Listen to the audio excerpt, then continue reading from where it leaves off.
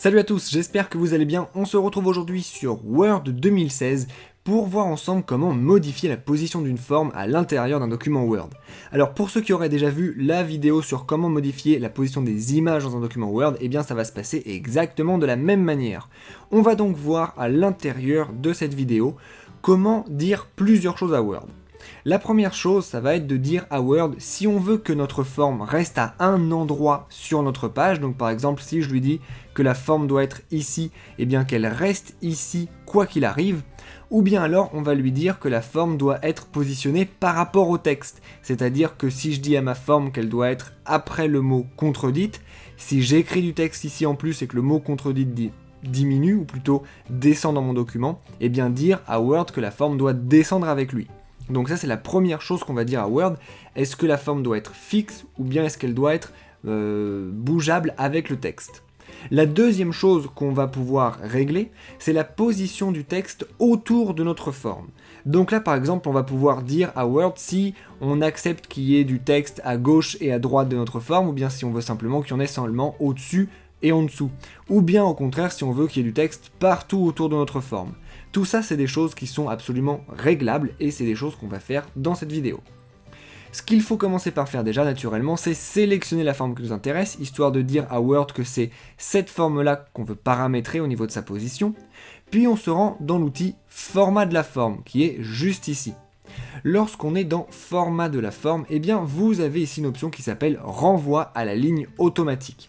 Lorsque vous ouvrez cette option, eh bien c'est là déjà que vous pouvez faire le premier choix, qui est de dire à Word si vous voulez déplacer la forme avec le texte, ou bien si vous voulez la fixer sur la page. Je vais là pour l'instant laisser cocher déplacer avec le texte pour qu'on voit bien ce que ça fait. Je vais me mettre un petit peu plus haut dans mon texte et je vais aller à la ligne. Et vous allez voir que la forme va tout simplement descendre, vu que le texte descend aussi, exactement comme c'est le cas ici, pour que elle soit toujours à la suite du mot contredite. C'est exactement ce qui s'est passé. Et si je remonte mon texte, eh bien vous voyez que la forme remonte avec. Maintenant, je pourrais aussi lui dire que je ne veux pas que la forme bouge. Par exemple, je vais cliquer là cette fois-ci sur Format de la forme, et je vais revenir dans Renvoi à la ligne, et je vais cliquer sur Fixer la position sur la page.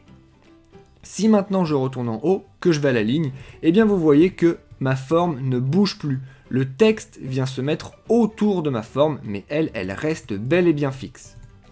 Donc ça c'était déjà la première chose à voir, c'est la première chose très importante, c'est de dire à Word si on veut que la forme se déplace avec le texte ou qu'elle soit fixe sur la page.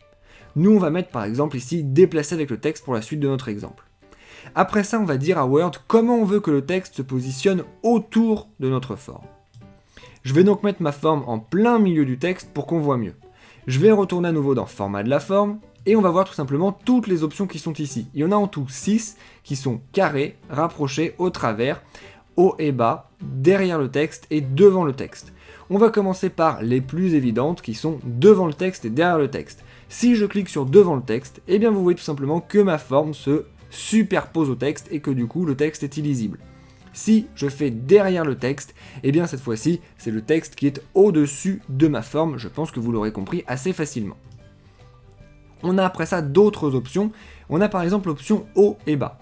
Si je clique sur haut et bas, eh bien tout simplement ce qui va se passer, c'est que le texte va se mettre en haut ou en bas de ma forme, mais jamais sur les côtés, ni à gauche ni à droite.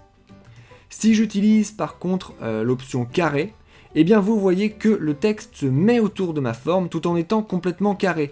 Vous voyez que là, c'est comme s'il y avait une ligne imaginaire ici, qu'il y avait une autre ligne imaginaire ici, qu'il y avait des lignes imaginaires en fait de tous les côtés de ma forme. Les lignes imaginaires correspondent en fait aux lignes bleues que vous voyez actuellement à l'écran lorsque je passe ma souris au-dessus de ma forme. Sauf que vous voyez que ma forme en elle-même, eh bien elle n'a pas la forme de la ligne rectangulaire bleue qu'il y a autour d'elle. Elle est ronde ma forme. Donc là je pourrais dire à la place de carré que j'aimerais que le texte soit rapproché. Si je coche l'option rapprocher, eh bien le texte va se mettre tout simplement autour de ma forme telle qu'elle est et pas autour du rectangle qui se trouve autour de ma forme. Donc vous voyez que là en fait le texte prend la forme de la forme que j'ai à l'intérieur du texte. Enfin, il y a aussi l'option au travers. Ça, c'est si par exemple j'avais un vide à l'intérieur du rond ici, et bien le texte pourrait se mettre aussi à l'intérieur du rond. Là, ça n'est pas le cas. On a donc fait le tour des options de position de la forme. Vous savez donc maintenant comment dire à la forme si elle doit être fixée avec le texte ou si au contraire elle doit être fixée sur le document et qu'elle ne bouge plus. Et vous savez aussi lui dire comment le texte doit se mettre autour d'elle.